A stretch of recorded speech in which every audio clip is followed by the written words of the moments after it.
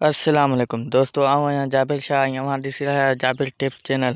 दोस्तों, अॼु आऊं अव्हांखे ॾींदुसि गुज़ारितूं ऐं अव्हां ॾींदव उन्हनि गुज़ारितुनि जा जवाब। दोस्तों, पहिरीं गुज़ारित आहे त मुलो मस्जिद में ऐं ॾाढ़ी ॿाहिरि। दोस्तों, इन जो जवाबु तव्हां असांखे 10 सेकंडनि जे अंदरि ॾेई सघो था। 10 सेकंडनि खां बाद में अव्हांखे असां पंहिंजो जवाबु ॿुधाईंदासीं गुज़ारित जो। दोस्तों, अगरि अञा बि अव्हांखे टाइम खपे त अव्हां वीडियो पॉज करे ऐं असांखे जवाबु ॾेई सघो था, कमेंट में पंहिंजी राय ॾेई सघो था। त दोस्तों, गुज़ारित आहे त मुलो मस्जिद में ऐं ॾाढ़ी ॿाहिरि। दोस्तों, इन गुज़ारित जो जवाबु आहे कणिक जो संघ। दोस्तों, संघ जेको आहे उहो अंदरि हूंदो आहे ऐं जेके भुज हूंदा आहिनि उहे ॿाहिरि हूंदा आहिनि। त इन जो जवाबु थियो संघ।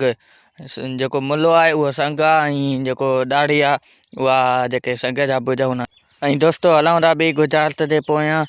दोस्तों, अगरि अव्हां असांजे चैनल खे सब्सक्राइब न कयो आहे त सब्सक्राइब कयो ऐं बेल आइकन खे दॿायो त जीअं असांजो ईंदड़ हर गुज़ारित जो वीडियो तव्हां ताईं पहुची सघे ऐं तव्हांजी जेका तालीम आहे उन में कुझु इज़ाफ़ो थिए।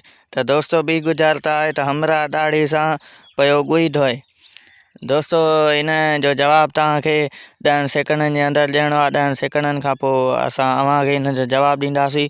अगरि अव्हांखे अञा बि टाइम खपे त वीडियो पॉज करे ऐं जवाबु ॾेई सघो था। त दोस्तों, जवाबु इन जो जेको आहे गुज़ारित आहे हमरा ॾाढ़ी सां ॻुई पियो धोए। त दोस्तों, इन जो जवाबु आहे त हर कोई ॾाढ़ी वारो ॻुई धोई सघे थो, छो जो ॾाढ़ी सां त कोई बि ॻुई धोई सघे थो। इन जो जवाबु इहो ई आहे त हर कोई ॾाढ़ी वारो। दोस्तों, हलूं था टीं गुज़ारित जे पोयां। पर दोस्तों, अगरि अव्हां असांजे चैनल खे सब्सक्राइब न कयो आहे त सब्सक्राइब कयो जीअं असांजो हर वीडियो तव्हां ताईं पहुची सघे। दोस्तों, टीं गुज़ारित अहम ऐं मेन आहे जंहिंजो जवाबु असां बि तमामु कोशिशि खां पोइ लथो होसीं। टीं गुज़ारित आहे त औरत जो ॿकुंडो ऐं मर्द जो गोल।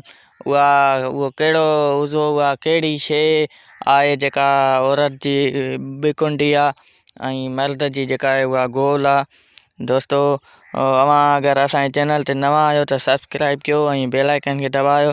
त दोस्तों, इन जो जवाबु अव्हांखे असां ॾियूं था। त इन जो जवाबु आहे सैंडल। औरत जो सैंडल ॿकुंडो हूंदो आहे ऐं चम्पल जेका हूंदी आहे मर्द जी आम उहा गोल हूंदी आहे। ऐं दोस्तों, ईंदड़ वीडियो में असां तव्हांखे ॾींदासीं औरत खे 2 ऐं मर्द खे 1 न, इन्हनि जो गुज़ारितूं ऐं उन जा जवाब ऐं बहितरीनु गुज़ारितूं ऐं उन जा जवाब। त दोस्तों, हलूं था कंहिं ॿिए वीडियो जी तरफ़।